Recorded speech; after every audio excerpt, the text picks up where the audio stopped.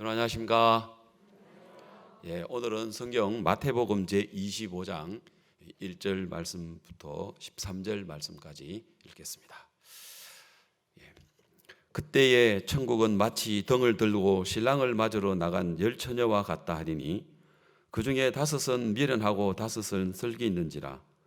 미련한 자들은 등을 가지되 기름을 가지지 아니하고 슬기 있는 자들은 그릇에 기름을 담아 등과 함께 가져갔더니 신랑이 더디옴으로 다 졸며 잘세. 밤중에 소리가 나되 보라 신랑이로다 맞으러 나오라 하며 이에 그 처녀들이 다 일어나 등을 준비할세. 미련한 자들이 슬기 있는 자들에게 이르되 우리 등불이 꺼져가니 너희 기름을 좀 나눠달라 하거늘 슬기 있는 자들이 대답하여 가로되 우리와 너희의 쓰기에 다 부족할까 하노니 차라리 파는 자들에게 가서 너희 쓸 것을 사라 하니 저희가 살아간 동안에 신랑이 오므로 예비하였던 자들은 함께 혼인잔치에 들어가고 문은 닫힌지라. 그 후에 남은 처녀들이 와서 가로되 주여 주여 우리에게 열어주소서. 대답하여 가로되 진실로 너희에게 이르노니 내가 너희를 알지 못하노라 하였느니라. 그런즉 깨어 있으라. 너희는 그 날과 그 시를 알지 못하느니라. 13절 말씀까지 읽었습니다. 우리가 이제 그 토요일 날 저녁에는 저희들 작년 모임이 있습니다. 저희들한테는 정규적인 모임이죠. 매 토요일 날 이렇게 이 자리에 오셔서 우리 장년들이 성경 이제 한 장씩 읽고 발표를 하는데 이제 어제 저녁에는 사무엘상 24장 이제 차례였었어요. 이제 사무엘상 24장의 이야기에 여러 이제 이야기가 나오는데 그 중에 이제 제일 주요된 이야기가 이제 사울이라는 왕이 이제 다윗을 계속 죽이려고 하는 거예요. 여러분, 일개의 국가의 왕이 모든 군사들을 풀어가지고 그 한 사람 개인 다윗을 죽이려고 하니 이게 보통 힘드는 게 아닌 거예요. 원래는 다윗이 목숨 바쳐가지고 그 블레셋 장수 골리앗 싸웠거든요. 사실 그때 이제 아무도 이스라엘의 장수들이 나와서 그 골리앗하고 싸우려고 생각도 안 했어요.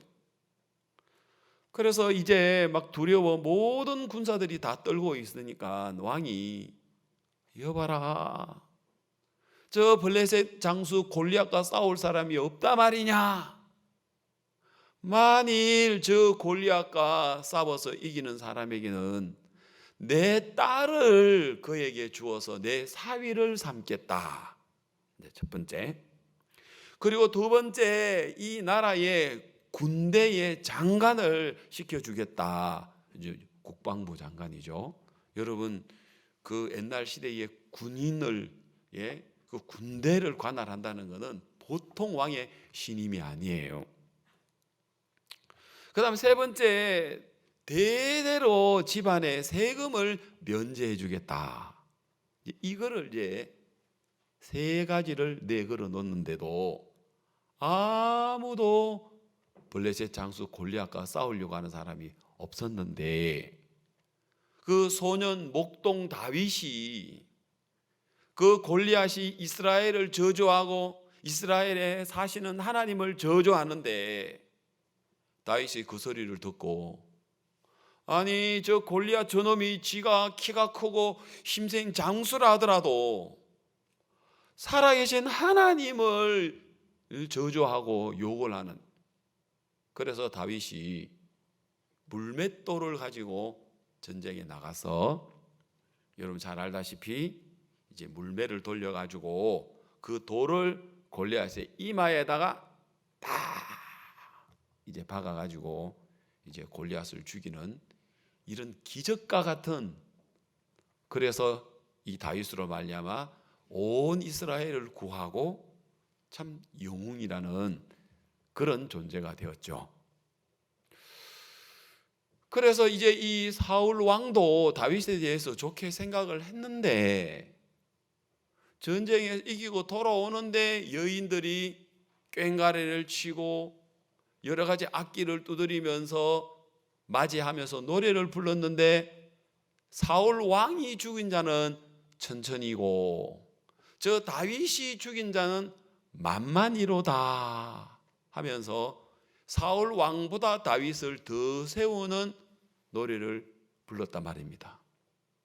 그럼 그날 사울 왕이 그래 맞아 그래 사울 만만 맞아 다윗 만만 맞아 아무것도 아닌데 그 생각 하나가 들어오면서 마음이 좁아진 거예요.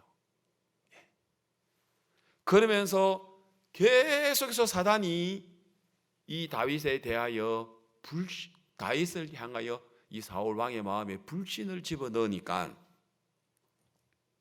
사울 왕이 국방부 장관에서 천부장으로 내려버린 거예요.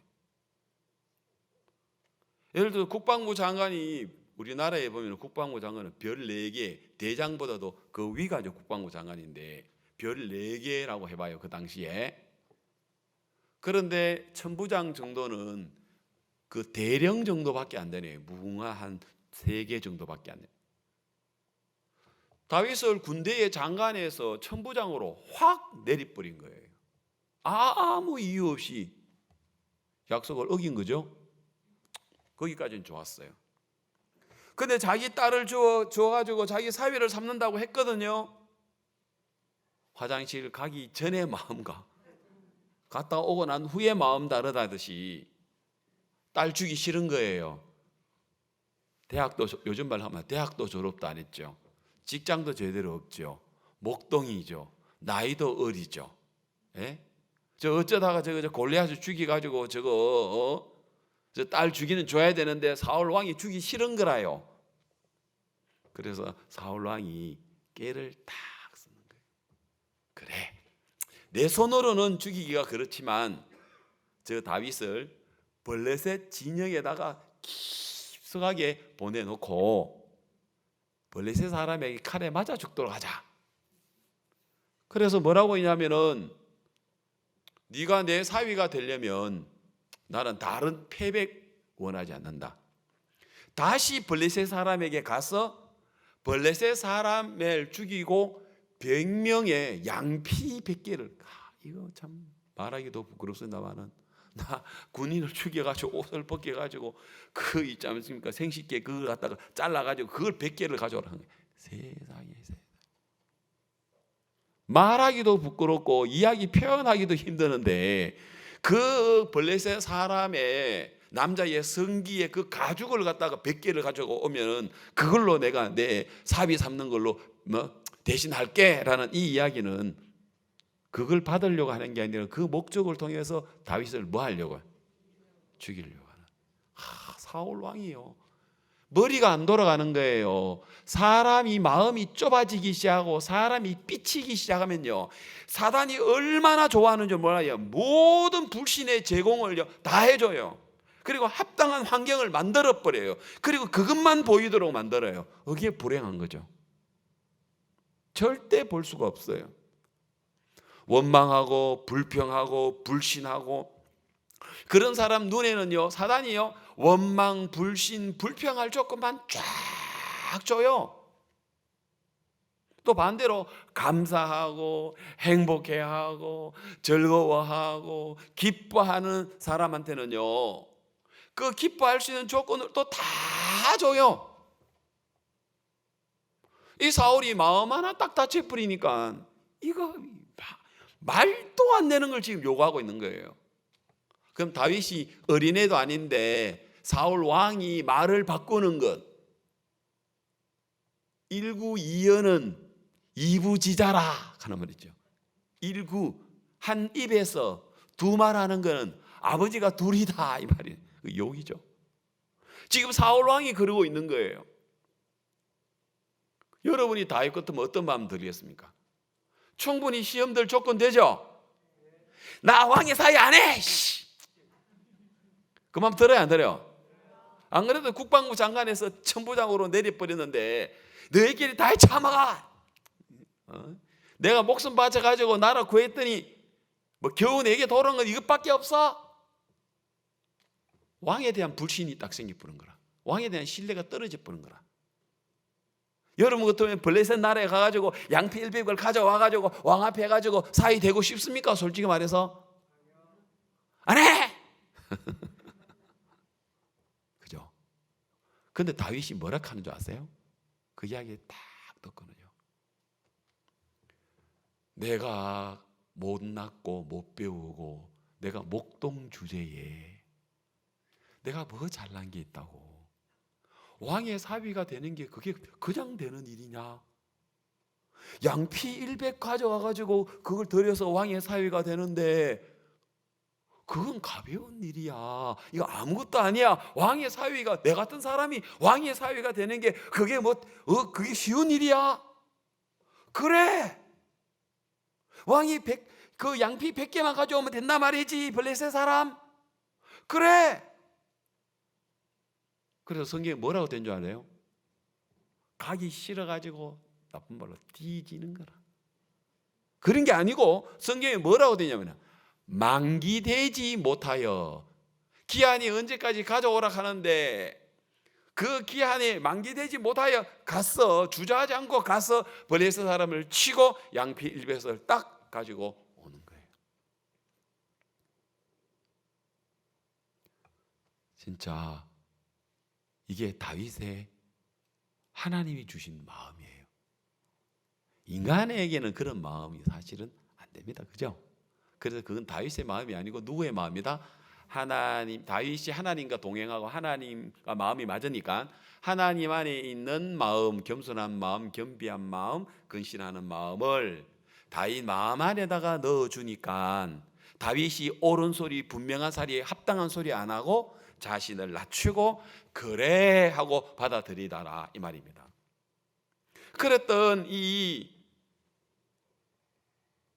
사울 왕이 도리어 다윗을 더 무섭게 여기는 거예요. 야, 이거 보통 놈 아니네 이거. 그래서 어쩔 수 없이 자기 딸, 둘째 딸 미가를 줘서 사위를 삼지만 계속해서 뭐 하려고 해요? 저놈 죽여야 돼. 저놈 죽여야 돼. 저놈이 있으면 이 나라의 왕이 돼. 그래서 안 돼. 내 아들 요나단이 왕이 돼야지. 저놈이 왜 왕이 돼? 저놈을 죽여야 돼. 그래서 사울 왕은 성경에 보면 다른 거 왕인데 다른 거 아무것도 안 하고 왕이 정치를 하고 왕의 백성을 위하여 정말 일들을 하는 아무것도 안 하고 오로지 하는 일은 다윗 죽이는 일만 하는 거예요. 그런 왕 밑에서 도망 다닌다는 건요, 이게 보통 어려운 일이 아니에요.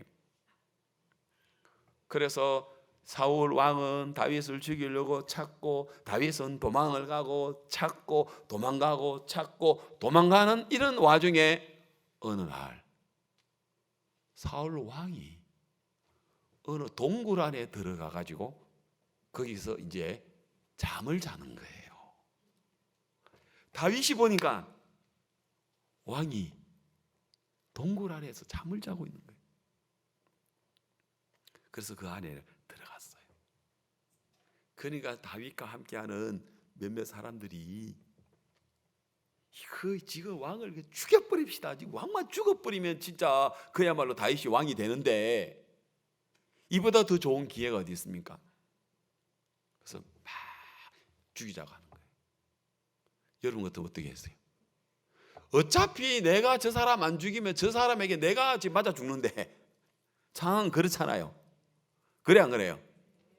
저 사울을 내가 안 죽이면 사울이 나를 죽일 건데 내가 죽여야지. 당연히 이 마음 안 가지겠습니까? 왜? 내가 살아야 되니까. 그런데 자기가 결정하지 않더라고요. 그냥 사울의 칼로 사울의 옷자락, 이제 옷자락만 이렇게 칼로 딱 그래가지고 이제 천만 들고 도망을 갑니다. 그러고는 멀리 서서 이야기를 합니다. 소리를 칩니다. 왕이여, 이거 보십시오. 그 다윗 왕이 뭐냐? 자기 옷자락에 비어 있는 거라. 자기 옷이 베어 있는데 그 천을 다윗이 갖고 있는 거예요. 하나님 오늘날 당신을 내 손에 붙이셨다. 당신은 나를 죽이려고 했는데 내가 당신을 죽일 수 있지만 당신은 기름 부음 받은 사람이기 때문에 내가 오늘 하나님 나한테 당신을 죽일 수 있는 기회가 있었어도 나는 기름 부은 당신을 손대지 않겠습니다.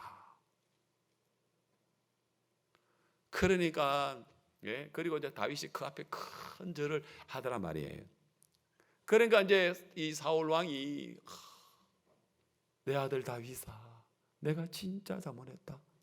네가 오늘 날 죽일 수도 되는데 네가 날 죽이지 않는데 보니까 너는 정말 나보다 선하도다. 나는 너에게 악으로 되어 있지만 너는 나를 선악으로 되어 있구나. 내가 다시는 너를 죽이지 않을게. 내가 정말 대단히 잘못했다. 사울 다윗아 미안하다. 여기 이제 24장 이야기 나와요. 내가 다시는 내가 맹세할게. 도장 찍자. 내가 다시 너희 안 죽일게 해놔는 또 죽이 안 죽여요. 그래 놓고는 또 약속 또 깨고 또 사울이 또 다윗을 죽이려고 해야 해요. 왜요? 사울 안에는 어떤 마음이 들어있기 때문에,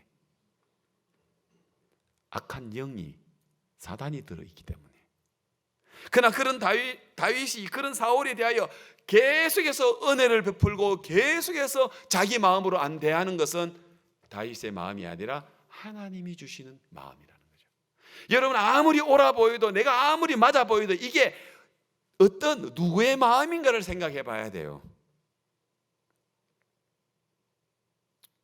하나님이 우리에게 넣어주신 하나님의 영의 마음인지 아니면 이게 우리에게서 나온 마음인지 아무리 좋아 보여도 인간에게서 나온다면 그거 아무것도 아니고. 알겠습니까?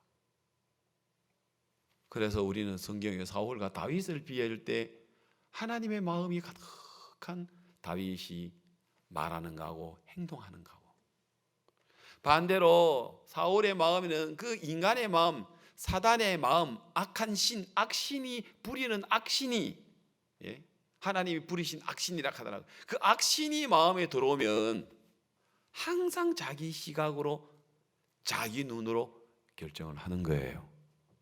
그래서 어제 이제 우리가 작년에 이야기를 하면서 다윗은 성경의 몇몇 군데를 보면 자기가 어떻게 할 수 있는데 나 이거 내가 안 하겠다. 하나님으로 말미암아 하게 하겠다. 그런 거예요. 오늘 우리 김주현 형제가 나와서 결혼하는 부분에 대해서 간증을 했는데 그 전에 자기가 직장을 얻어서 이제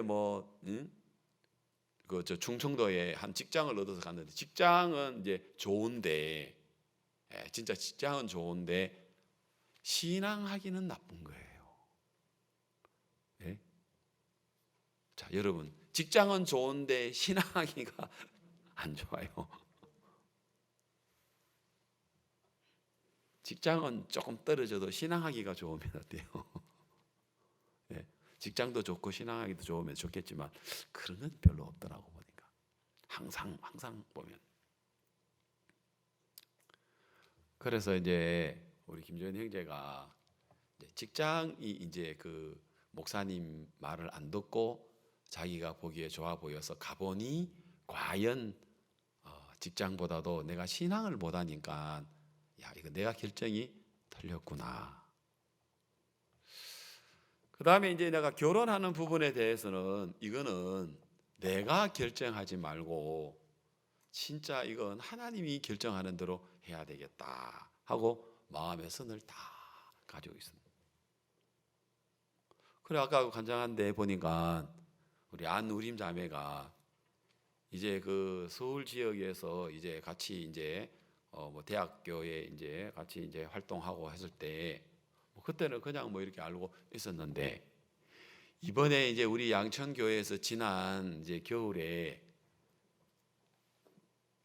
뭡니까 마음속 리모컨 이제 그 마인드 드라마가 이렇게 나가면서 갑자기 이제 김주현 형제한테 그동안에 이제 연락 안 왔던 사람들이 막 연락이 왔다 하더라고요. 보니까 그 중에 하나가 이제 안우림 자매도 연락 왔다 하더라고.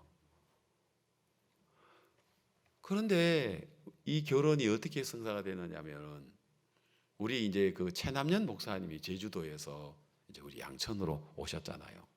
근데 최남년 목사님이 우리 임성근 목사님 마찬가지로 그 임성근 목사님 고향이 이제 제천이고, 이제 우리 최남현 목사님은 사역이 이제 그 제천인데, 그 제천에 그 우리 이제 김주현이 이제 아내 되는 그 안우림 자매를 이렇게 소개를 한 거예요.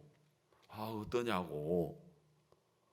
그래서 이제 저도 뭐 IYF를 하니까 웬간하면 저는 국내에 우리 대학생들 다 아니까 안우림 자매 그래 좋지. 또 우리 이제 그 아버지가 우리 청년 때 같이 청년으로 신앙생활 하신 분이에요. 그건 한 40년 아마 넘어 되신 분이에요. 아버지가 안 장로님이 이제 우리 같은 청년 때 같이 이제 신앙을 했던 분이에요. 그래서 이제 보니까 좋다라고 해가지고 이제 진행이 이제 돼가지고 결혼까지 이제 된 그 간증을 한 거예요. 여러분, 우리 이 다윗의 생애를 보나 또 여러분들이 어떤 일들을 하나 내가 보기에 좋아서 내가 결정하지 말고 그 결정을 하나님의 손에다가 한번 맡겨 보십시오. 중요한 일일수록. 근데 반대로 여러분 시시한 거는 맡겨 안 놓고는 중요한 거는 또 어떻게 합니까? 중요하니까 이거 내가 해야지 이러는데 안 그래요, 여러분. 중요하니까 하나님께 맡겨봐야 돼요. 뭐 꼭 결혼 이야기만이 아니라 여러분의 자녀의 진학이나 여러분의 직장이나 사업하는 거나 여러분 어떤 일들을 두고 이건 정말 중요하니까 내 의견을 빼야 되겠다. 이게 바로 다윗이 하나님께 받은 마음이에요. 인간의 마음 같으면 당연히 사울 왕을 죽여야죠. 왜 저 안 죽이면 내가 죽는데? 뭐 장난도 아니잖아요. 그렇지 않습니까? 그런데 이거 내가 안 하겠다. 이 기름 부음 받은 사울 왕을 내가 내 손으로 내가 하지 않겠다. 하나님에게 그 일들을 맡기더라는 거죠.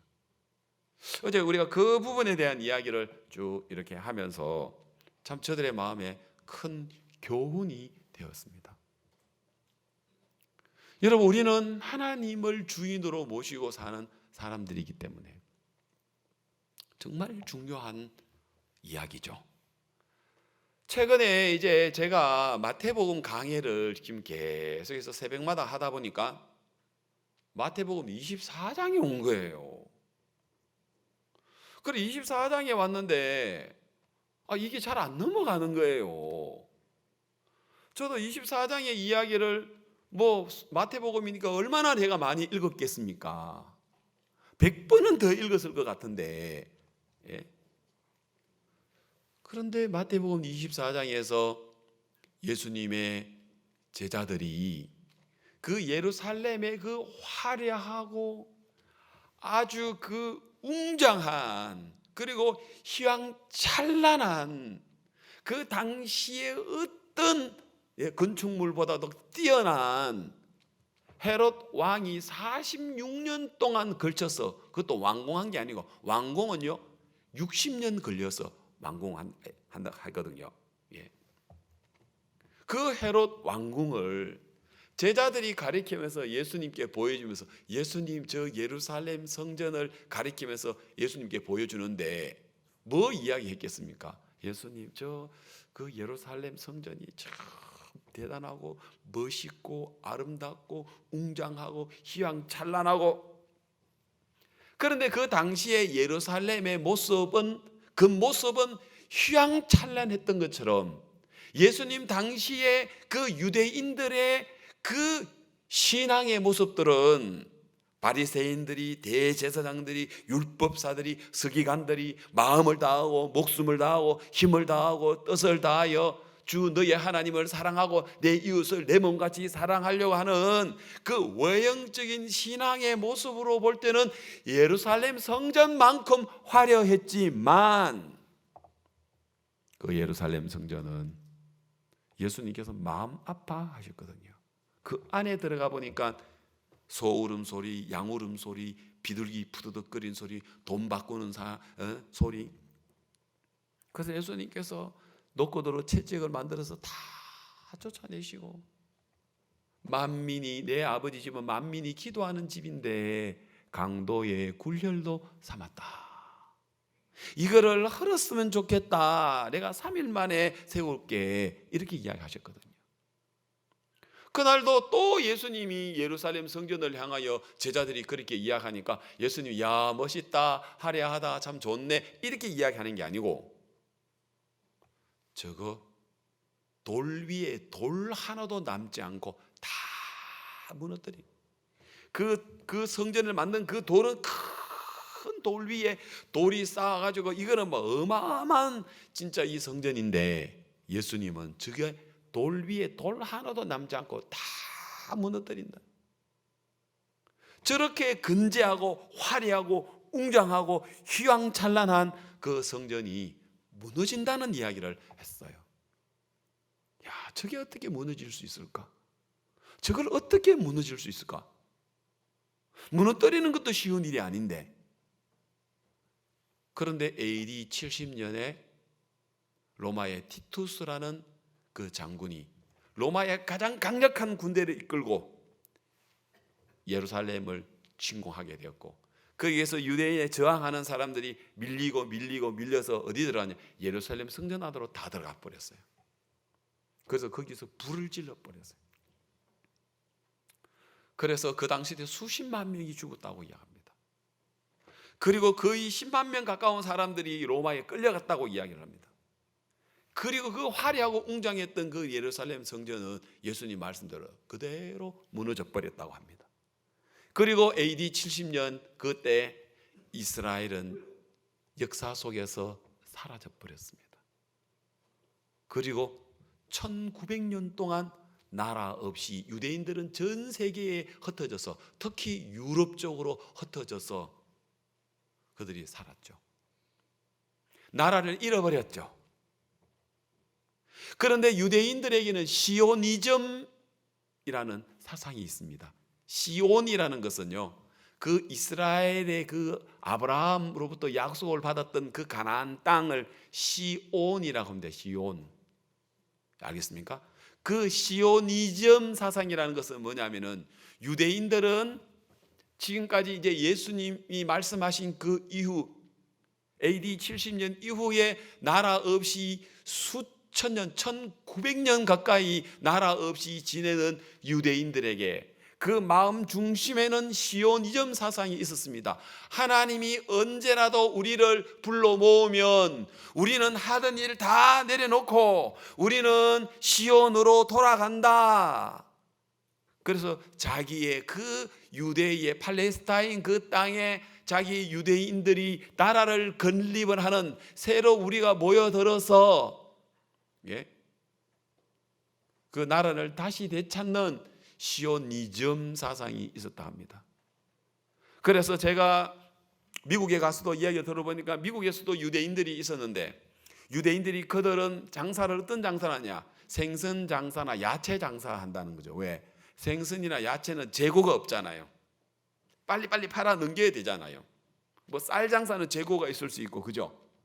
그래서 그 당시 때 생선과 야채 장사를 왜 유대인들이 그 일을 했느냐? 그건 언제라도 오늘이라도 놓고 갈 수 있도록. 그 다음에 돈을 벌이면 유대인들은 무슨 일이었냐? 주얼리 가게를 했어요. 주얼리는 보석 가게. 금, 은, 보석. 왜? 그거는 언제든지 가방 안에다가 딱 챙겨가지고 딱 가방 하나에 딱 갈 수 있는 거지 않습니까? 정리를 할 수 있는 거지 않습니까? 다른 점포들은 무슨 가게랑 물건도 있고 이걸 정리하려면 보통이 아니지만은, 그래서 지금도 뉴욕의 맨하탄의 주얼리의 그쪽에 보면 유대인들이 다 잡고 있어요. 왜요? 그들은 시오니즘 사상. 언젠가 하나님이 우리를 부르면 우리는 시온으로 돌아간다.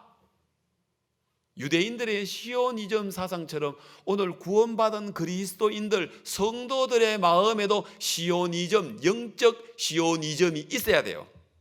우리가 직장생활하고 공부하고 애 키우고 가정을 가지고 우리가 일을 하고 있지만 언제라도 주님이 우리를 부르면 우리는 주님께로 간다.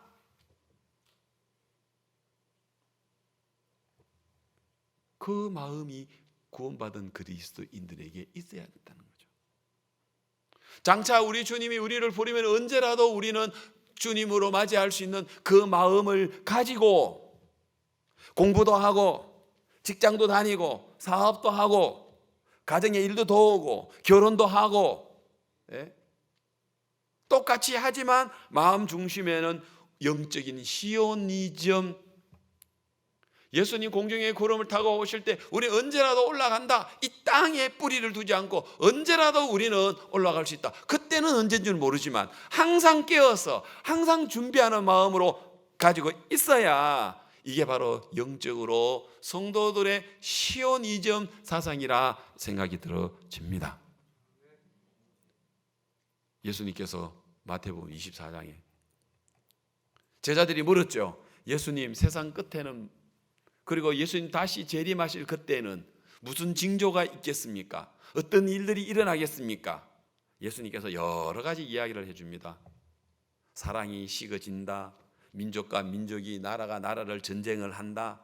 그리고 처처에 기근이 생긴다. 지진이 생긴다. 그리고 전염병이 돈다. 그러나 아직 끝은 아니다. 그럼 언제 끝이 오느냐? 천국 복음이 모든 족속에게 온 세상에 전파되리니 그제야 끝이 오리라 라고 얘기했습니다. 우리가 생각할 때 주님이 오시리라, 주님이 정말 공중의 구름을 타고 나팔 소리와 함께 오시리라고 했지만, 오늘 우리가 마태복음 24장 25장에 오늘도 읽어보니까 그 신랑은 생각보다는 더디 오더라는 거죠. 그죠? 더디 오니까 기다리는 열 처녀들이 뭐 하고 있어요? 자고 있었죠. 신랑이 초저녁에 왔으면 안 잘 건데 오밤중에 온 것 같아. 신랑이 결혼을 하는데, 유대인의 결혼식의 풍속은요, 이제 남자가 이제 그 여자집에 이제 아내를 삼으려고 하면은, 내가 이제 우리 준호함하고 결혼하려면은 내가 처갓집에 가서 결혼 지참금을 내놔야 돼요. 그래서 당신의 딸하고 결혼하고 싶습니다 하고, 그래서 이제 그러면은 이제 거기는 약혼을 해요. 내가 이제 준호함하고 약혼을 해요. 하면 바로 약혼을 하면은 바로 사는 게 아니고, 약혼을 하고 우리 준호하면은 1년 동안에 이제 친정집에서 1년 동안 지내고 있어요. 이제 그러면서 이제 신부가로서 준비를 하고 있어요. 그리고 신랑은 1년 동안 신부를 데려올 또 마음의 준비를 하고 있어요. 그리고 1년 기한이 이제 끝나는 날, 이제 신랑은 이제 누구 집에 가냐면은 신부 집에 갑니다. 그러면 신부 집에 가는 때에 신부 집에서는 이제 덜러리 처녀들이 신랑을 맞이하기 위하여, 이스라엘은 결혼을 우리처럼 낮에 하는 게 아니고 밤에 해요. 그래서 등불을 켜가지고 이제 신랑을 맞이해서 그 신부 덜러리들이죠. 그들이 가서 이제 신랑을 모시고 오면 신부 집에서 결혼을 하고 신부를 데리고 오는, 그게 이제 이스라엘의 결혼 풍속이에요. 그럼 오늘 마태복음 25장의 이야기는 1년 기한이 돼 가지고 이제 신랑이 신부를 이제 찾으러 이제 신부 동네로 오는 이야기예요. 그런데 신랑이 어떻게 된 셈인지 성경이 그 이유는 안 하고, 어쨌든 늦게, 그죠? 덜러리 신부들이 기다리고 있는데, 처녀들이 기다리고 있는데 다 졸았어요. 맞아요? 성경에 어떤 사람들은 자기가 생각해서 슬기로운 처녀는 깨어 있었고 안 자고 있었고 미련한 처녀는 자고 있었고 하는데, 성경 자세히 읽어보면 아닙니다. 다 졸았을 거예요. 왜요? 신랑이 늦게 오는 바람에. 지금 이 시대가 그렇지 않을까 싶어요. 이 시대가 진짜 주님 오신다, 주님 오신다, 주님 오신다 해도 어데 그러다 보니까 사람들이 점점 어디 속에 구원받은 그리스도인들이 정말 주님 오심을 인하여 우리가 마음이 깨어서 정말 우리가 복음을 숨기고 교회를 숨기고 주님을 숨기고 우리가 이런 믿음의 생활을 해야 되는데, 점점 밤이 깊어지니까 점점 이제는 세상에 취해 있고 깊은 속에서 잠 속에 빠져 있는 거예요. 세상에 잠을 자고 있는 거예요.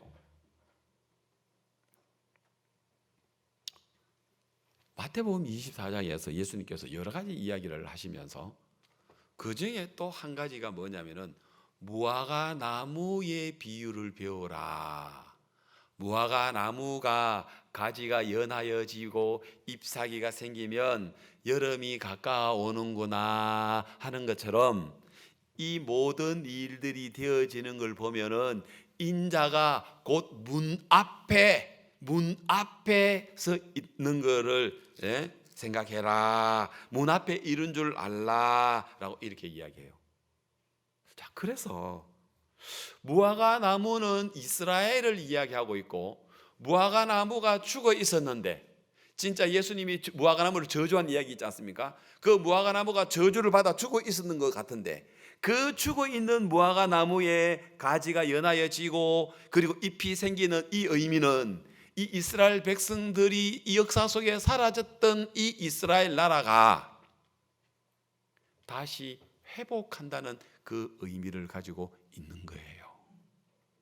그런데 성경에 놀랍게도 성경의 여러 부분, 특히 이사야 선지자, 예레미야 이 선지자는 그 이스라엘이라는 그 나라가 그 역사 속에서 사라졌는데 다시 각 사방에서 동방에서 서방에서 북방에서 남방에서 각 사방에서 모여들어서 나라를 세우는 그 이야기를 이사야 성경에서는 이야기를 하고 있어요. 자, 여러분 찾지 말고 자막을 제가 부탁을 해볼게요. 이사야 43장 5절부터 올려주십시오. 이사야 43장 5절입니다. 두려워 말라. 내가 너와 함께하여 네 자손을 동방에서부터 오게 하며 서방에서부터 너를 모을 것이며 내가 북방에게 이르기를 놓으라. 남방에게 이르기를 구려하지 말라. 내 아들들을 원방에서 이끌며 내 딸들을 땅끝에서 오게 하라. 무릇 내 이름으로 일컫는 자 곧 내가 내 영광을 위하여 창조한 자들을 오게 하라. 그들을 내가 지었고 만들었느니라. 그래서 오늘 이사야 43장에 있는 말씀처럼 남방에서 북방에서 그다음에 서방에서 동방에서 각 유대인들이 흩어져 있는 유대인들이 다 모여들었다 하더라고요. 그 당시에 사실은 이제 유대인들은요 나라 없이 1900년 동안 지낸다는 건 이건 한계예요, 한계. 그래 안 그래요? 그러면 그들의 마음에 무슨 마음이 들었냐면 아이고 우리가 뭐 무슨 나라를 차지해 1900년 동안 없는 나라를 무슨 나라를 세워? 그래서 19세기 때는 그 반유대주의들이 있어가지고 알죠? 우리 독일의 히틀러에 의해서 그죠? 유럽에 있는 유대인들을 갖다가 아우슈비츠 포로 수용소에 가서 유대인들이 막 600만 명이 죽는 그런 일들이 있었잖아요. 그래서 그런 어떤 일들이 전 세계에 있는 유럽에 있는 많은 유럽에 있는 유대인들이 그런 일로 말미암아 도리어 나라를 세우려고 하는 더 강력한 시오니즘의 그 마음을 만들어줬다라고 이야기를 하더라고요. 도리어 그런 마음들이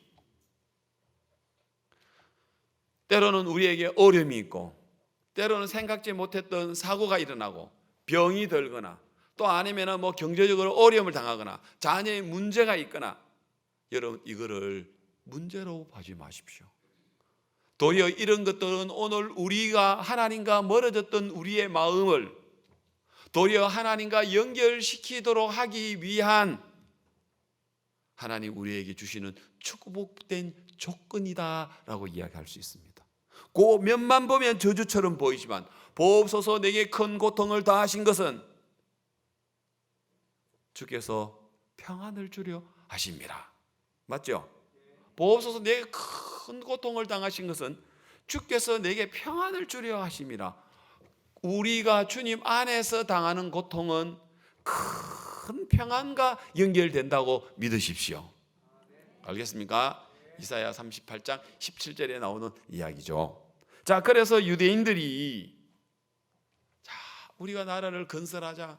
시오니즘, 진짜 우리가 이 팔레스타인 땅에 우리가 국가를 세우자 하는 유대인들의 민족주의 그 운동이 막 그들에게 일어나서 1948년에 이스라엘이 이제 정식적으로 나라를 건설하게 되고, 그리고 그 땅을 차지하게 되고 1967년 6월 중동 6.1 전쟁 때 그때의 그 팔레스타인의 연합군과 그 이제 나라가 세워진 지 10년밖에 안 되는 이스라엘과 전쟁을 하는데, 이건 역시 또 팔레스타인 그 골리앗과 같고 그 유대인은 이스라엘은 다윗과 같은 그 전쟁이었는데, 또 그 전쟁에서 6일 만에 이스라엘이 이겨버렸습니다.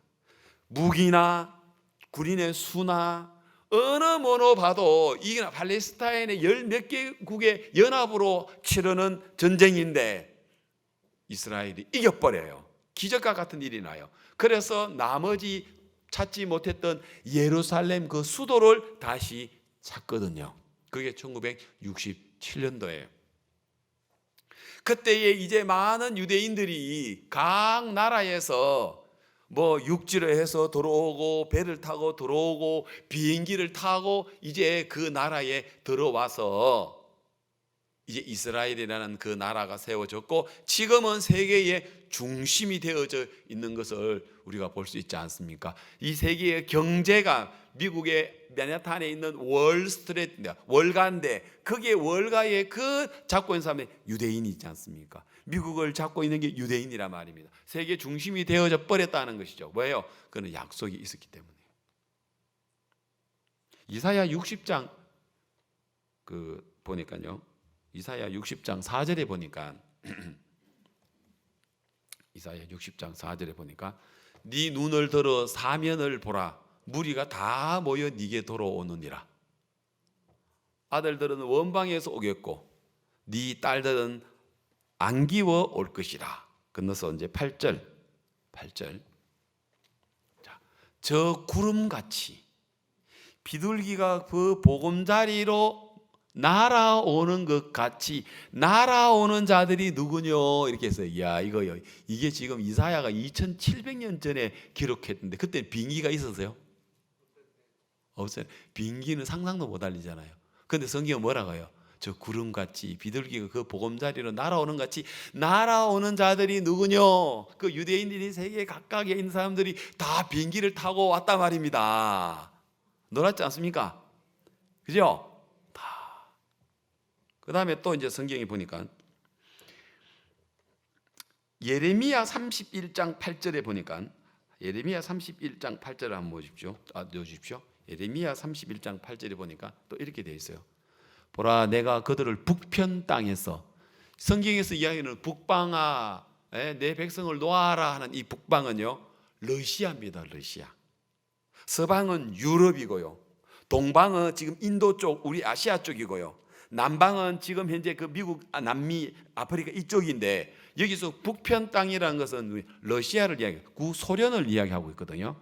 북편 땅에서 인도하여 땅 끝에서 모으리니, 이제 이스라엘 백성들이 지금 이제 사람들이 자기 나라를 회복하기 위하여 시오니즘 사상에 의해서 모은단 말입니다. 그들 중에는 뭐라 합니까? 소경과 절뚝발이와 잉태한 여인과 해산한 여인이 함께하여 큰 무리를 이루어 이곳으로 돌아오되. 여러분, 러시아에서 100만 명 가까이 그 구소련에서 유대인들이 돌아왔다 합니다. 근데 유대인들이 돌아왔는데 소련 공산당들이 소경, 쭉뚝발이, 잉태한 여인, 해산한 여인, 아이들 이래가지고 이 노동의 생산성이 없다 해가지고 그런 사람들을 많이 보냈다. 성경대로 이루기 위해서. 알겠습니까? 그 소련 공산당들이 노동력이 없다 해가지고요, 그런 사람들을 다 보냈는데 그 말씀 그대로 이루어지는 거예요. 자, 여러분, 그러면 예수님께서 마태복음 24장에서 이야기한 그 모든 것들이 다 이루어져요, 안 이루어져요? 이루어져요. 그리고 예수님께서 이제 그 다음 이야기가 두 사람이 함께 그 밭에서 밭을 갈다가 한 사람은 데려감을 당하고 한 사람은 버려둠을 당하고, 두 여자가 맷돌을 갈다가 한 사람은 올라가고 데려감을 당하고 한 사람은 버려둠을 당하고. 그리고 누가복음 21장에, 마태복음 24장 없는데 누가복음 21장에서는 두 사람이 잠을 자다가 한 사람은 데려감을 당하고 한 사람은 버려둠을 당하고. 밤중에 일어나면 그런 일이 되겠죠. 구원받은 아내, 구원 안 받은 남편, 같은 침대에서 자는데 아침이라 보니까 아내가 없어. 어디 갔어? 화장실 갔나? 없어. 이 밤중에 어디 갔지? 어디 가기는 올라갔지. 데려감을 당하고 한 사람은 버려둠을 당한다고 합니다. 이거 지금 예수님이 하신 이야기죠. 지금 마태복음에 차곡차곡 한마디 하는데 예수님께서 하시는 이야기인데 이게 다 그대로 이루어지는 거예요. 자, 지금 오늘 우리 마태복음 25장의 이야기인데 왼편으로 한 장 24장으로 우리가 돌아가면 그 이야기 나오죠. 41절에 두 여자가 매를 갈고 있으며 하나는 데려감을 당하고 하나는 버려둠을 당할 것이라. 그러므로 깨어있으라. 어느 날에 너희 주가 임할는지 너희가 알지 못함이니라. 너희도 아는 바와 같이 만일 집주인이 도적이 어느 경쯤에 올 줄 알았다면 깨어있어 그 집을 뚫지 못하게 하였으리라. 이러므로 너희도 예비하고 있으라. 생각지 않은 때에 인자가 오리라. 지금 예수님은 말씀해 주고 계십니다. 깨어있으라. 계속 깨어있으라. 깨어있으라라고 얘기합니다. 예비하고 있으라. 생각하지 않은 때에 인자가 온다라고 이야기하고 있습니다. 유대인들에게 시온이점 사상이 있는 것처럼 오늘 이제 구원받은 우리들에게는 정말 그때 깨어있는 게 시온이점 사상이란 말입니다. 그 시온이점 사상이 유대인들 하여금 그 약속을 이룰 수 있는 1900년이 지나도 나라를 형성할 수 있었던 게 그들의 마음 안에 있는 시온이점처럼 오늘 구원받은 성도들의 마음 안에 영적인 시온이점의 이 사상이 뭐냐? 주님이 오신다. 우리를 데리러 오신다. 이거 늘 유대인들의 시온이점처럼 우리 마음에 그 마음을 가지고 직장생활하고 돈 벌고 애 키우고 결혼하고 시집가고 장가가고 사업하고 돈 벌고 집 사고 땅 사더라도 늘 그 마음을 마음에 가지고 있으라 이 말입니다. 알겠습니까? 그걸 지금 예수님이 이야기하고 있어요. 그래서 도둑이 어느 경쯤에 올 줄을 알았다면 그 집을 뚫지 못하게 하지 않을 거냐. 그러면서 깨어있으라고 이야기했고요. 이제 두 번째 이야기는 충성되고 45절 충성되고 지혜 있는 종이 되어서, 이제 오늘 우리들에게 이야기합니다. 여러분들이 충성되고 지혜 있는 종이 되어서 주인에게 그 집 사람들을 맡아 때를 따라 양식을 나눠줄 자가 누구뇨. 이제 여러분 우리는 이 양식, 말씀, 천국 복음 이거를 가지고 지금 우리가 때를 따라 나눠주고 있습니다. 오늘 우리 강태호 집사님이 간증한 것처럼 우리 장년들도 신방부를 만들어 가지고 그동안에 교회 오지 않는 그런 분들을 만나 가지고 우리가 지금 때를 따라 양식을 나눠주고 있고, 우리 실버 교사들은 이번에 학사모 사진 다 찍어 가지고 집집마다 찾아다니면서 그거 수료증하고 사진하고 주면서 천국 갈 수 있는지 없는지, 하늘 나갈 수 있는지 없는지 우리 실버들에게 하나씩 점검하면서 때를 따라 양식을 나눠주는 이 일들을 우리 실버 교사들이 했단 말입니다. 우리 목사님 전사님들이 따라가서 찾아가면서 108명의 우리 실버들에게 그 다 점검했단 말입니다. 이게 가지고 뭐를 가집니까? 때를 따라 양식을 나눠줄 자 누구뇨? 여러분 직장도 가지지만 사업도 하지만 아이도 키우지만 가정일도 하지만 그건 부업입니다. 진짜 우리가 해야 될 일은 뭡니까? 때를 따라 양식을 나눠줄 자 누구뇨? 라고 합니다. 여러분 위치에서 어떤 위치에서 어떤 상황이 있으라도 우리가 이 일을 해야 되지 않겠습니까? 그래서 46절에 주인이 올 때에 이 종이 이렇게 하는 걸 보면 그 종이 복이 있으리로다. 주인이 올 때 그 종들이 이렇게 하는 게 뭐예요? 때를 따라서 양식을 나눠주는 거예요. 우리가 대전도 집회를 위해서 또 전도한다. 우리 신방팀을 만들어 또 신방한다. 우리가 또 아파트에다가 또 우리 집회 소식을 알려가지고 우리가 그 일을 한다. 또 우리 대전도 집회를 앞두고 우리가 물질을 또 주님께 우리가 드린다. 이런 일들 이렇게 하는 걸 보면 그 종이 복이 있으리로다. 교회 안에 있으니까 여러분 일하지, 교회 나가버리면 그 일 하겠습니까? 전부 다 우리 무슨 일을 하겠습니까? 육신을 위해서 안 하겠습니까? 그래서 여러분 착하고 충성된 종아, 또 여기서는 충성되고 지혜 있는 종이라고 이야기를 했습니다. 그 종이 되기를 저는 오늘 간절히 마태복음 24장의 예수님 말씀을 인용하면서 여러분들에게 말씀드립니다. 47절, 내가 진실로 너희에게 이르노니 주인이 그 모든 소유를 저에게 맡기리라. 주님 모든 소유를 우리에게 맡긴다고 합니다. 이 말씀도 믿으십시오. 우리 것만 말고 주님이 얼마나 많은 소유가 있습니까? 우리에게 능력도 주시고 지혜도 주시고 재물도 주시고 물질도 주시고 능력도 주시고 마음도 주시고 다 우리에게 주셔서 그 일들을 하게 하십니다. 자, 그러면 이게 뭐냐면은 슬기로운 종이라. 알겠습니까? 충성되고 지혜 있는 종, 다시 말해서 슬기 있는 종이라고 이야기할 수 있어요. 자, 그 다음에 미련한 종, 악한 종이 48절에 나옵니다. 뭐라고 되어 있습니까? 만일 그 악한 종이, 미련한 종이 마음에 생각하기를 주인이 더디 와. 알겠습니까? 더디 오리라. 종교개혁을 일으켰던 마르틴 루터가 어느 날은 자기들의 제자들을 가르쳐 놓고 이런 예화를 했다고 합니다. 뭐런 예화냐면 마르틴 루터가 자기가 이제 사람들에게 이런 예화를 했다고 합니다. 뭐냐면 마귀가 공중에 건세 잡은 사탄이죠. 그 마귀 사탄 악신이 자기들끼리 모여서 공중에서 회의를 했답니다. 이 땅에 있는 사람들을 어떻게 하면은 그들이 불행 속에 빠질 수 있겠느냐, 불행하게 할까? 공중에 건세한 사단은 인간들에게 불행하게, 나쁘게, 잘못되게 하는 임무를 가졌으니까, 그죠? 그래서 마귀가 하는 말이, 제가 이 땅에 내려가서 사람들에게 지옥이 없다라고 이야기를 하겠습니다. 그러면 사람들이 지옥이 없으니까 거부 안 되고 마음껏 죄짓도록 해서 그래서 지옥에 보내겠습니다. 그렇게 이야기해요.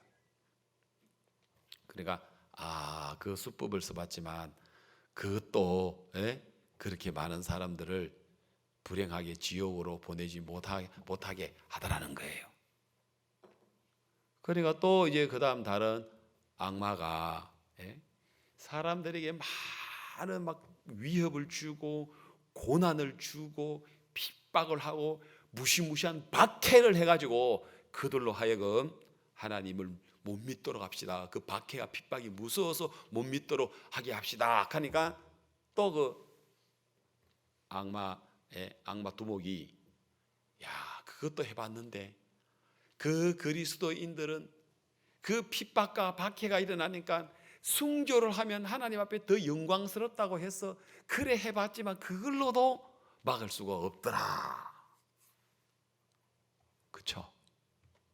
그래서 여러 가지 방법으로 병들게 합시다, 아니면 사고를 내게 합시다, 여러 가지 이야기를 했는데도 그 방법으로는 치명적인 영향을 못 준다는 거예요.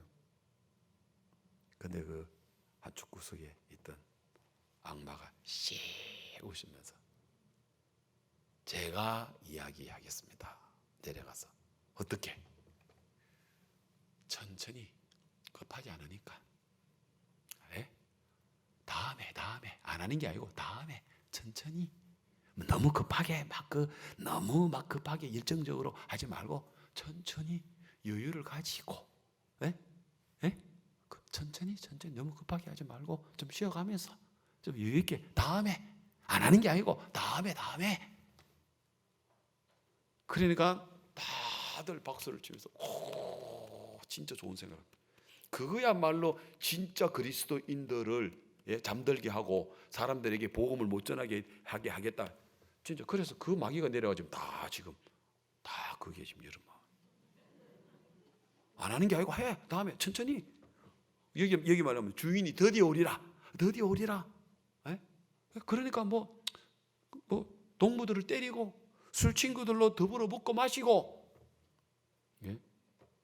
동무들을 때린다는 건 뭐 뺨을 때린다는 그런 이야기가 아니고 그 어떤 것들을 위하여 막 다투는 거죠. 자기 유익을 위해서, 예? 자기 유익을 위해서, 예? 돈 때문에 서로 다투고, 그죠? 그리고 또 자존심 때문에 서로 싸우고. 여러분 진짜 직장생활이나 가정생활이나 친척들이나 가족들이나 형제간들이 왜 싸웁니까? 왜 때리고 왜 싸웁니까? 뭐 때문에? 영적으로 막 우리가 보험 앞에 달려가기 위해서입니까? 아니잖아요. 뭐 때문에? 결국 먹고 사는 일 때문에, 자존심 때문에, 돈 때문에 싸우는 거 아닙니까? 그게 동무들을 때리는 거예요. 그 다음 술 친구들이 뭡니까? 그냥 술, 소주, 양주, 맥주, 막걸리 그거 뭐 먹겠다 그게 아니고 세상에 취해져 있단 말입니다. 취한 자들이란 말입니다. 어디에? 세상에 향락에, 세상에 노는데, 좋은 직장에, 그 다음에 돈 많이 버는데, 좋은 아파트 사는데, 좋은 차 사는데, 알겠습니까? 뭐 아니면은 내 육신의 쾌락을 위하여 거기에 전부 다 취해져 있는 거라. 진짜 뭐 그게 맞는 것 같아요. 마르틴 루터가 이야기하는 그 말이 맞는. 마지막 시대에 다들 더디 급하게 말고 천천히 다음에 오늘 말고 내일 해도 되니까 다음에 꼭 요때 안 해도 되니까 그 다음에 해도 되니까 천천히 이게 전부 다 사람들의 마음을 싹 다 집어넣어 버리는데 이게 진짜 치명적으로 전 세계 그리스도인들을 무능하게 만들어 버렸단 말입니다. 핍박이 아니라 어려움이 아니라 가난이 아니라 지옥 없다 하는 말이 아니라 그런 것들. 그래 예수님이 이야기를 하시는 거예요. 그래서 40절 동물을 때리며 술 친구들로 더불어 먹고 마시게 되면 50절 생각지 않는 날, 알지 못하는 시간. 생각지 않는 날, 알지 못하는 시간에 그 종의 주인이 이르러 어미 때리고 외식하는 자에 받는 유례 차리니. 그 유례 법률자죠. 유례 법의 차리니 거기서 슬피 울며 이를 갈미 있으리라. 이거 예수님 하신 이야기 맞죠? 지금 감난산 위에서 예수님께서 하시는 이야기 맞죠? 그 다음에 25장 바로 이었습니다. 그때예라는 이야기입니다. 우리는 지금까지 25장만 갑자기 읽어보기 때문에 우리가 이 실감을 못했는데 24장 우리 마태복음 이 이야기를 쭉 하다가 지금 요 이야기하다가 그리고 그때 예 하니까 이 그때라는 것은 무슨 말인가 알겠습니까? 그때라는 게 뭐예요? 예수님께서 다시 뭐 하는 겁니까? 예? 재림하시는 때 이야기죠. 그리고 여기서 신랑은 누굽니까? 예수님을 가리키고 여기에 처녀 5명, 슬기로운 처녀 5명, 미련한 처녀 5명은 누구를 가리키겠습니까? 신랑을 기다리고 있는 사람들. 불교 믿는 사람이 예수님 재림할 거 기다립니까? 아닙니다. 유교 믿고 미신 믿는 사람이 예수님 재림할 거 기다립니까? 아니죠. 그럼 적어도 여기에 미련한 처녀 5도 신랑을 기다리기 위하여 등불을 가지고 나갔다 하는 거 보면 요즘 말로 이야기하면은 교회 다니고 있다. 맞아요? 교회 다니고 예수님 믿는 사람 아닙니까? 신랑을 기다리고 신랑이 예수님이니까. 그럼 미련한 처녀도 누구를 기다리고 있다? 예수님을 기다리고 있다면 이 사람들도 교회 다니는, 우리 시골에 가면 교회 다니는 사람, 하나님 믿는 사람 맞아요? 그렇습니다. 그런데 아까 이야기했죠. 두 사람이 함께 밭에서 일을 하다가 한 사람은 데려감을 당하고 한 사람은 버려둠을 당하고 두 여자가 맷돌을 갈다가 하나는 데려감을 당하고 하나는 버려둠을 당하고 두 사람이 잠을 자다가 한 사람은 데려감을 당하고 한 사람은 버려둠을 당한다고 이야기를 했습니다. 그리고 예수님이 여기 그다음 비유를 이제 충성되고 지혜로운 종, 악한 종 이야기하더니 그때 예 하면서 또 예수님은 천국은 마치 등을 들고 신랑을 맞으러 나간 열처녀와 같더니 지금 24장과 25장이 이어서 지금 해주시는 이야기다 말입니다. 맞습니까? 이어서 한 이야기라는 것입니다. 여러분 정말 오늘 우리는 이 말씀 속에서 예수님께서 오늘 우리들에게 이야기하시는 이 이야기를 경히 여겨서는 안 될 겁니다. 자, 저는 오늘 이제 이 시간 얼마 남지 않았는데요. 제가 여기서 이제 이야기하는 이야기에서 오늘 여러분들에게는 이 25장을 여러 각도로 풀 수 있습니다. 왜냐하면 성경 25장이 예수님 비유한 그 이야기 외에 그 성경에서 다른 맞출 수 있는 짝들을 만들어야 되기 때문에 예수님이 비유에 이야기한 이야기를 더 넘어서 우리가 추측할 수도 없는 이야기죠. 자, 그러나 저는 오늘 여기서 이야기하기를, 자, 기름에 관한 이야기를 지금 성경은 이야기를 하고 있습니다. 기름. 여기에 키 포인트가 뭐냐면요, 기름입니다. 기름을 가지고 있느냐, 아니면 예비된 기름이 있느냐 없느냐, 이 차이. 기름이 있나 없나, 이 기름에 관한 이야기를 지금 하고 있습니다. 그럼 성경에서 기름은 뭘 이야기하고 있습니까? 기름도 여러 가지 의미를 이야기할 수 있습니다. 기름도. 그러나 가장 적합한 이야기가 뭐냐면 이 기름은 성령을 이야기하고 있습니다. 맞아요? 그래서 기름을 부었다는 이야기는 우리에게 성령을 부어주셨다라는 이야기입니다. 그 이야기가 고린도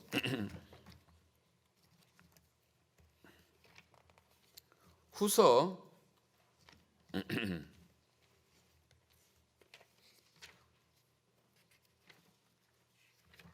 고린도 후서 1장 21절 22절을 보겠습니다. 우리를 너희와 함께 그리스도 안에서 견고하게 하시고 우리에게 기름을 부으신 이는 하나님이. 기름을 여러분에게 부었다고 이야기했죠. 여기서 기름을 부었죠. 여러분 언제 기름 부음 받았어요? 기름 부음 받았어요? 아니잖아요, 그죠? 그래서 여기서 우리 기름을 부음 받았다는 이야기는 22절에 다시 설명하고 있습니다. 22절에 저가 우리에게 인치시고 보정으로 뭐라 있습니까? 성령을 우리 마음에 주셨느니라. 이게 기름입니다. 아시겠습니까? 예. 자, 이제 좀 더 저를 집중해 보십시오. 자, 여러분 인내하십시오. 한 10분 안에 마치겠습니다. 자, 이제부터 중요한 이야기니까요. 자, 여기서 뭐라고 이야기를 하고 있습니까? 성령을 우리 마음에 주신 부분을, 이게 기름을 부었다. 이 기름은 성령을 의미하고 있다고 이야기를 하고 있죠. 자, 그러면은 신랑을 맞이하고 신랑을 못 맞이하고, 천국에 가고 못 가고, 예수님이 다시 재림할 때 우리가 데려감을 당하고 버려둠을 당하는 이것이 어디에 결정이 있냐면은 기름에 대해서 결정이 있다는 거죠. 성령을 오늘 우리의 마음속에 가지고 있느냐, 성령을 가지고 있지 않느냐. 자, 예수님이 2000년에 계셨을 때는 예수님을 만나야 되고, 예수님이 십자가에 죽으시고 부활하시고 40일 동안 이 땅에 계시다가 성천하시고 오순절날 10일 후에 오순절날 마가다락방에 120명에게 성령, 약속한 성령이 하늘로부터 내려옵니다. 그게 이제 사도행전 2장 1절에 이제 나옵니다. 사도행전 2장 1절에 오순절날이 이미 이름에 저희가 다 같이 한 곳에 모였더니 하늘로 홀련히부터 급하고 강한 바람 같은 소리가 있어 저희의 안전 온 집에 가득하며 불의 혀같이 갈라지는 것이 저희에게 보여 각 사람 위에 임하여 있더니. 그러겠습니다. 그죠? 예. 임하여 있더니. 그 다음 17절 건너서 17절입니다. 하나님이 가라사대 말세에 내가 내 영으로 모든 육체에게 부어주리니. 자, 여기서 말세라고 이야기하면요, 성경이 말세라고 이야기하면 두 가지를 생각합니다. 유대인의 말세가 있고 이방인의 말세가 있습니다. 유대인의 말세는 예수님이 십자가에 못 박혀 죽으시는 그 시점이 이제 유대인의 말세가 되고, 우리 이방인은 예수님의 다시 재림하는 부분에 대하여 말세라고 이야기합니다. 여기서 말세라고 이야기하는 이 말세는 예수님이 십자가에서 못 박혀 죽으신 그 말세의 이 말입니다. 내가 내 영으로 모든 육체에게 부어주리니 너희 자녀들은 예언할 것이요 너희 젊은이들은 환상을 보고 너희 늙은이들은 꿈을 꾸리라. 자, 이 요엘에 있는 이 말씀을 인용을 해서 사도행전에서 그래서 예수님이 성찬하시고 오순절날 성령이 이렇게 내려오는 부분을 이야기할 수 있습니다. 그 다음에 38절 베드로가 이야기합니다. 너희가 회개하여 각각 예수 그리스도의 이름으로 세례를 받고 같이 시작. 죄 사함을 얻어라. 그리하면 성령을 선물로 받으리니. 이 사도행전 2장에 나오는 이야기입니다. 자, 그래서 마가다락방에 120명의 사람들은 뭘 받은 사람입니까? 죄 사함을 받은 사람이었죠. 그러나 성령이 아직 내려오진 않았어요. 예수님이 죽으시고 부활하시고 올라가셔서 10일 후에 오순절날 약속하신 성령을 그때부터 내려주기를 시작을 했다 말입니다. 알겠습니까? 그때부터. 그래서 그때부터 죄 사함 받는 사람한테는 뭘 준다고요? 성령을 부어주십니다. 맞습니까? 사도행전 10장 43절. 자, 나왔습니다. 이거는 누구를 이야기, 10장은 누구냐면요, 베드로가 이방인 고넬료의 집에 가서, 백부장 고넬료의 집에 가서 지금 예수님의 복음을 이방인에게 지금 전해주고 있습니다. 이방인에게. 아직 이방인에게는 성령이 아무에게도 내리지 않았습니다. 이방인들에게는 아직까지 죄산 받은 적이 없습니다. 처음으로 이제 베드로가 복음을 전합니다. 저에게 대하여 모든 세도 전가되 저를 믿는 사람들이 다 그 이름을 힘입어. 그 이름이 누굽니까? 맞습니다. 저에 대하여, 예수님에 대하여 모든 선지자도 증거하되 저를 믿는, 저가 누구? 예수님을 믿는 사람들이 다 그 이름을 힘입어. 그 이름이 뭡니까? 예수님의 이름을 힘입어 뭘 받는다고요? 죄 사함 받는다 하였느니라. 지금 베드로가 고넬료의 집안에 있는 사람들에게 뭘 이야기해 주고 있습니까? 죄 사함, 예수님의 그 복음, 오늘 다 못 읽었습니다만 부활에 관한 이야기부터 시작해서 예수님 십자가에 죽은 것부터 해서 죄 사함 받는 이야기, 아까 사도행전 2장 38절에 죄 사함을 얻으랴 그래야면 성령을 선물로 준다고 이야기했죠. 그래서 고넬료 사람들에게 죄 사함 이야기를 하고 있습니다. 44절 베드로가 이 말을 할 때에, 이 말 무슨 말? 죄 사함에 관한 이야기를 하고 있을 때, 알겠습니까? 죄 사함에 관한 이야기를 할 때에 성령이 말씀을 듣는, 죄 사함의 말씀을 듣는 모든 사람에게 뭐 했습니까? 내려오시니. 고넬료 로마의 이방인들에게도 이제는 예수님 십자가 이후에 모든 사람이 구원을 얻을 수 있도록 이사야 56장에 모든 사람이, 만민이, 내 집은 만민이 기도하는 집이라고 이야기해서 만민이 기도할 수 있도록 하기에 모든 사람에게 구원을 얻을 수 있도록 길들을 열어주셨는데, 베드로가 이 말 들을 때, 죄 사함 관한 이야기 들을 때 성령을 받는 거예요. 그런데 오늘 우리 한국교회도 얼마나 많은 사람들이 성령 받았습니까? 라고 하면은 내가 성령을 받았나 안 받았나, 어떤 느낌, 기분, 내 마음이 충만했나 안 했나, 이렇게 전부 다 생각하고 있어요. 그리고 성령 받기 위해서 나름대로 열심히 교회 나오고 있어요. 우리 교회만큼 성령 받기 위하여 정확하게 죄사함 이야기해 주는 교회는 진짜 드물어요. 맞아요? 여러분 죄사함 받은 걸 가슴 뜨끈뜨끈한 걸로 느낍니까? 마음에 막 벅차고 기쁨이 충만한 걸로 느낍니까? 아닙니다. 제가 지난주에 이야기했죠. 예수님이 부활하셨을 때 손에 못자국 보여줬어요? 안 보여줬잖아요. 허리에 창자국 보여줬나? 안 보여줬잖아요. 예수님 뭘 보여주셨습니까? 말씀. 그래서 죄 사함 받는 말씀이 우리 교회 안에, 우리 인류 역사상 어떤 선교회보다도 우리가 죄 사함에 관한 말씀. 그래서 어떤 사람은 그게 죄 사함밖에 모르더라. 죄 사함이 얼마나 중요한 건데.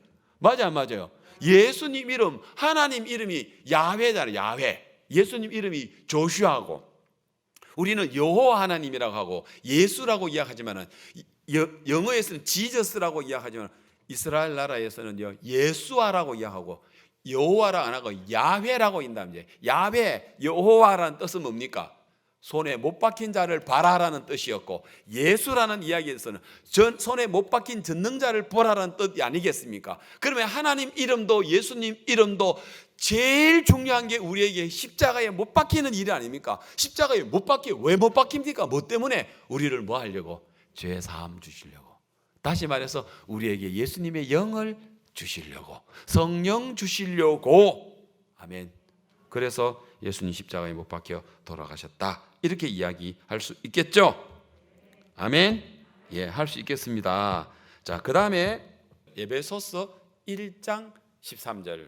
자, 그 안에서, 예수님 안에서 너희도 진리의 말씀, 많은 말씀이 있지만 진리의 말씀이 있어요. 어떤 게? 너희의 구원의 복음을 듣고, 네가 어떻게 죄에서 건짐을 받고 예수님이 십자가가 어떻게 네 죄를 씻었고, 알겠습니까? 네가 어떻게 의롭게 되어지는 그 구원의 복음을 듣고, 죄사함의 복음을 듣고, 이 말입니다. 자, 첫 번째 죄사함의 복음 듣고, 두 번째 또한 뭐? 믿어. 안 믿으면 안 됩니다. 알겠습니까? 또한 믿어. 그 다음 세 번째 뭐예요? 약속의 뭡니까? 성령으로 인치다. 마음에다 도장을 콱 찍어버렸단 말입니다. 아멘. 이게 과정이에요. 너희의 구원의 복음을 듣고 제사함의 복음을 듣고 그 다음에 그걸 믿으면 하나님의 약속의 성령으로 내 마음에 딱 인친다 말입니다. 14절. 이는 우리의 기업에 뭐가 되사? 보정이 되사 그 얻으신 것을 구속하시고 그의 영광을 찬미하게 하려 하십니다. 아멘. 아멘. 됐습니까? 예. 자, 그러면 오늘 결론적으로 슬기로운 처녀는 이 기름을 가지고 있었고, 알겠습니까? 성령을 가지고 있었습니다. 아시겠습니까? 그러나 미련한 처녀는 예수님을 만났어요? 못 만났어요? 못 만났어요. 그러나 미련한 처녀는 죄사함을 받았어요? 못 받았어요? 못 받은 사람이에요.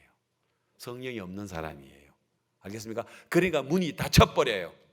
문이 닫힌 천국 문이야. 예수님이 이야기하는 혼인집 문은 천국 문이, 천국 문 닫혔어.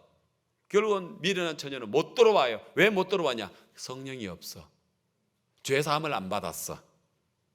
오늘날 얼마나 많은 교회들이, 알겠습니까? 얼마나 많은 교회들이 예수님의 십자가를 목이 터져라고 부르는데 결국은 그들이 죄사함 받지 못하는 이유가 어디에 있습니까? 앞으로 짓는 죄, 그게 딱 걸렸어. 왜? 전에 지었던 죄든 오늘 짓던 죄든 앞으로 지었던 죄든 그 모든 건 예수님 십자가에서 완성되어지고 끝난 걸 믿어야 죄사함이 완성되어지고 성령이 들어오는데, 앞으로 오늘 짓는 죄나 앞으로 짓는 죄 내가 회개해가지고 자백해가지고 죄를 제가 잘 살아가지고 죄사함을 받으려고 하니까 이게 구원이 안 이루어지는 거라. 그래서 구원을 못 받는 거라요. 맞아요, 맞아요. 그게 바로 누구냐면 그게 바로 성경에서 이야기하는 미련한 처녀라. 신랑은 기다렸는데 못 만나는 사람이 있잖아요. 교회는 다녔는데 직분은 가졌는데 열심히 있는데 신랑 못 만나는 거예요. 누구냐? 결국은 경건의 모양은 있으나 경건의 능력은 부인하는 자다. 이렇게 이야기할 수 있다는 거죠. 실로 안타까운 일이죠. 그래서 오늘 우리는 하나님 우리에게 주신 이 복음의 말씀, 이 양식을 가지고 때를 따라 나눠주시는 여러분 되시기를 바랍니다. 그래서 우리의 대전도 집회에 정말 우리가 깨었어. 우리가 때를 따라 양식을 나눠주고 있는 동안에 나도 깨어있고 다른 사람들도 이 구원 안에, 이 은혜 안에 들어올 수 있도록 여러분 천국의 열쇠를 우리에게 주셨고, 이제 이 천국의 열쇠로 우리가 닫힌 문을 열고 우리 천국에 들어갈 수 있게 해주셨고, 또 우리가 주님 이 기름 성령을 우리에게 주셔서 우리가 전하는 이 복음으로 말미암아 사람들이 성령을 얻으면 영원한 생명을 얻는 거 아니겠습니까? 성령을 얻은 것은 영원한 생명을 얻는 거 아니겠습니까? 그래서 오늘 여러분에게 영원한 생명을 주신, 그것도 오늘 우리가 아무것도 한 것이 없이 100% 하나님의 은혜로 공짜로 우리가 한 것이 전혀 없이 성령을 선물로 주리니, 여러분 이 세상에 가장 크고 가장 놀라운 선물이 뭡니까? 성령입니다. 맞죠? 뭐 할 때 주는 겁니까? 죄사함 받을 때. 죄사함 받는 게 뭐니까 예수님 십자가에서 내 모든 죄 영원토록, 내가 과거의 죄나 현재의 죄나 미래의 죄나 내 모든 죄를 영원토록 씻어주신 것을 믿는 것이 바로 하나님 우리에게 은혜를 베풀어 주시는 게 아니겠습니까? 그렇죠? 예. 히브리서 9장 하나만 하고 마치겠습니다. 9장 26절입니다. 9장 26절. 9장 26절. 그리하면 그가 세상을 창조할 때부터 자주 고난을 받아야 할 것이되 이제는 자기를 단번에 제사를 드려 죄를 없게 하시려고 세상 끝에 나타나신다 했죠. 이제 이 진짜 세상 끝, 우리 시대인 것 같아요. 예? 세상 끝에 나타나셨느니라. 한 번 죽는 것은 사람에게 정하신 것이요 그 후에는 심판이 있으리니 이와 같이 그리스도도 많은 사람의 죄를 담당하시려고 단번에 들으신 바 되셨고 구원에 이르게 하기 위하여, 그다음 여러분이 읽습니다. 시작. 죄와 상관없이 자기를 바라는 자들에게는 두 번째 나타나신다. 이게 예수님 재림입니다. 예수님 재림은 누구하고 만난다고요? 죄와 상관없는 자. 날마다 짓는데 그 날마다 짓는 죄가 여러분하고 상관없이 되어졌습니까? 예수님 피로? 그들은 두 번째 나타나실 때 같이 올림을 당할 것입니다. 할렐루야. 네, 기도드리겠습니다. 한 목소리로 소리를 내어서 여러분 이 복음을 주시고 이 성령을 주시고 우리에게 기름을 부어주신 우리가 정말 미련한 처녀가 되지 않고 슬기로운 처녀가 되도록 이 교회를 만나고 죄사함의 복음을 들은 것에 대해서 감사해 하시고 우리가 이 남은 때에 하나님의 귀한 말씀을 우리 때를 따라 나눠주는 충성되고 지혜 있는 종이 되게 해 주시기를 주님 앞에 여러분 기도드리도록 하겠습니다.